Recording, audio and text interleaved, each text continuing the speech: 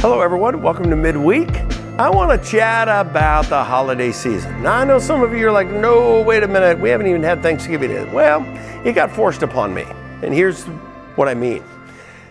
Jump in our car with us. Carrie's driving. I'm in the passenger seat, Annie's in the back. We get in, and lo and behold, I had no idea, but Caleb decided to start playing Christmas music at Halloween. So we're driving along, and all of a sudden, Christmas music comes on. Annie in the back starts protesting. I'm with her. Mom's into Christmas music, and Annie is like, no, Dad, not until after my birthday. Annie's birthday is December 1st. Her policy, which I tend to agree with, is no Christmas music until after December 1st. Why? Well, Annie's a little protective of her birthday. So in that moment, we've got Annie back there, and she wants to run her world. We got Mom, and it's her car. And by the way, I don't know if you know my wife, but she is insatiably committed to the joy of Christmas. And she doesn't mind Christmas music at Halloween. In fact, she thinks, Caleb, she might have even sent them in an extra contribution this year because she was excited. Well, it surfaces something in our family that if you go back our 40 years of marriage, I am a self-proclaimed struggler with holiday seasons. It's not that I hate them, I just don't enjoy them until I met my wife. Yep, she's transformed me. Now, I still vote for Christmas music after December 1st, but the fact is, Annie and I are going to lose on this one. You know why? Because my wife has the spirit, and if you know what I mean, she's got the spirit. She loves the holiday seasons. She loves celebrating them. I know we recently just had a class for folks surviving the holiday seasons. It's not a joke. For some people, it really is a struggle. It's hard for a variety of reasons. I won't go into all of those right now, but I just want to encourage you. For those of you who struggle with it, I'm in your camp, and I'm going to encourage you, I hope, today. For those of you who love it, well, you're just going to love everything I say, or maybe you're going to that's so old. I've been doing that for years. I think in many ways, as you look at these seasons, you get to choose. Are you going to be a person of despair and frustration and sadness? Or are you going to be a person of joy? I actually think sometimes it's simply what you choose. One of my favorite quotes of Chuck Swindoll is, life is 10% of what happens to you and 90% the attitude you choose to look at it with. I think that's as true a statement as it comes. Life is 10% what happens to you and 90% the attitude that you choose. So I want to encourage you this year, whether you're a person who always loves holiday season or you're just like, get me to January 1st, choose what kind of attitude you want to have. Let me give you some other specific things that maybe I've done over the years or I've seen others do it. Number one is make all holiday seasons very intentional. I tend to think that way in life. Sustainability is never achieved without great intention. Another one of my favorite quotes. But the same thing in terms of joy. Make it intentional. What do I mean by that? It means that, you know what? How do you prepare and ramp into Thanksgiving? How do you develop a spirit of gratitude? How do you celebrate and remember all of the things that God has given? So in other words, your focus is not just on that meal, but the whole season. Of course, we're to be thankful all the time. But I think having this season of Thanksgiving is such a marvelous reminder. What is it that God has done? How has God blessed our family? One of the things that we do, we keep track of just answered prayers, and we kind of take this opportunity to celebrate all the things that God has done over the years. Otherwise, you do tend to forget them. So make them intentional. And as you look at each of these seasons, it's the same thing for Christmas. What are you looking at for Christmas this year? How do you make it intentional? How will you celebrate? How will you engage other people intentionally in this celebration with you? Number two, invite others to join you. I remember years ago when Carrie and I were in the inner city and we had a Bible study, and it was just a great time. And one of the things we started doing, and we did it every year for years, I don't know how many years, is we went caroling. And we got our small group together and we kind of tried to wait for snow. We kind of loved snow and we liked driving around in the snow. Caroling, for whatever reason, seems more glorious in snow.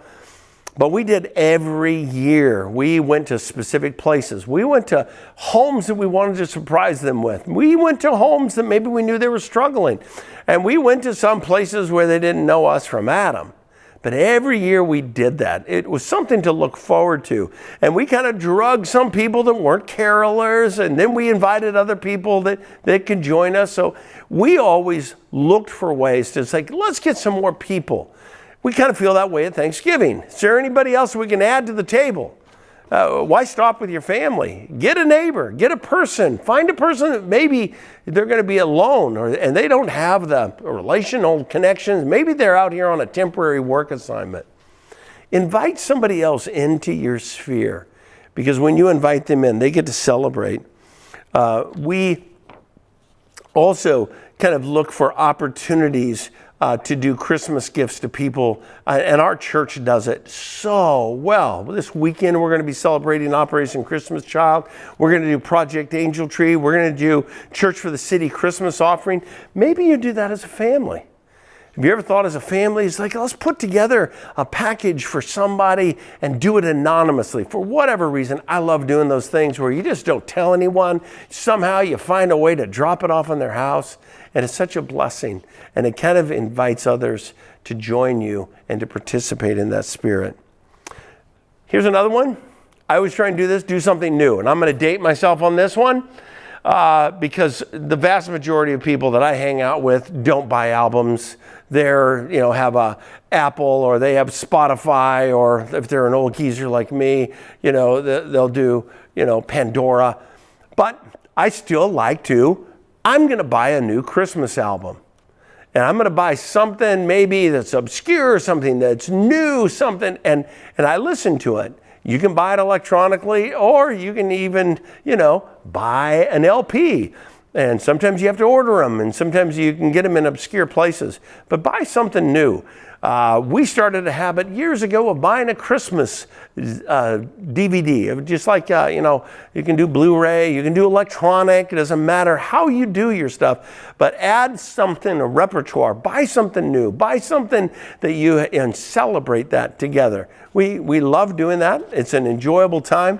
One of the things, not only music, but my wife is pretty committed to about 30 movies in 31 days, or I don't know what it is, but she loves to watch Christmas movies.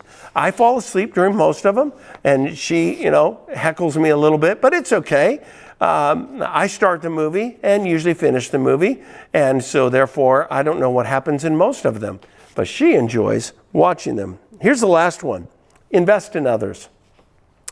If you want this holiday season to really make a difference, make it about not you, about your experience, but invest in other people. What do I mean by that?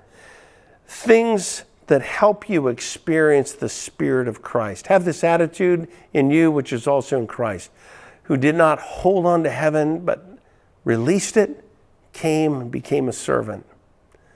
There's nothing better than taking on the incarnation of loving a person, serving a person, visiting a person.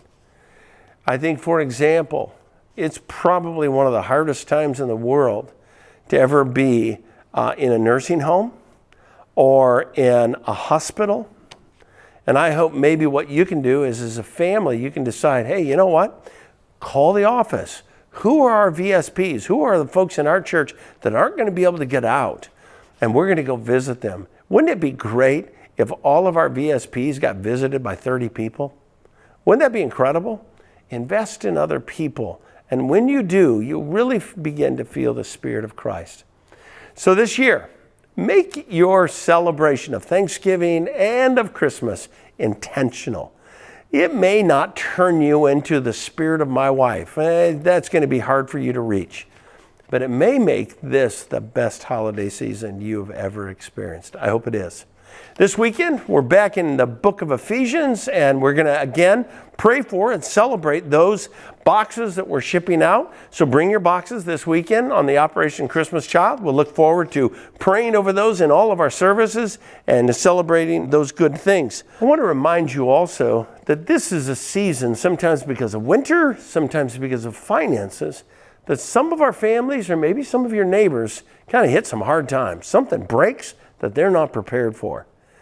Do know we'd love to partner with you, and we'd love to also have you help us make sure we shepherd our body. So call the office, talk to myself, talk to Steve Hunter, talk to one of the pastoral staff to say, hey, I know somebody in our church or somebody is a neighbor, they really hit a snag. Let us partner with you in loving them. So don't miss this opportunity in this spirit of giving, sometimes to do something just incredibly practical. You call us. We're not going to know all the things that you know. So you make sure that we're informed of some ways that we get to partner with you and care for people. Last, just encouragement. Don't forget people. If you haven't seen somebody in a while, call them. If you haven't stopped by and said hello to a friend or a neighbor, stop by. If you haven't, visited with somebody that's what we would consider shut-in, VSP, or is in the hospital, go visit them. Why? Because when you remember them, it makes their day. I hope you have a great weekend. I hope we get to see you this weekend. And if you're traveling, we're praying for you and lifting you up. We love you. Take care.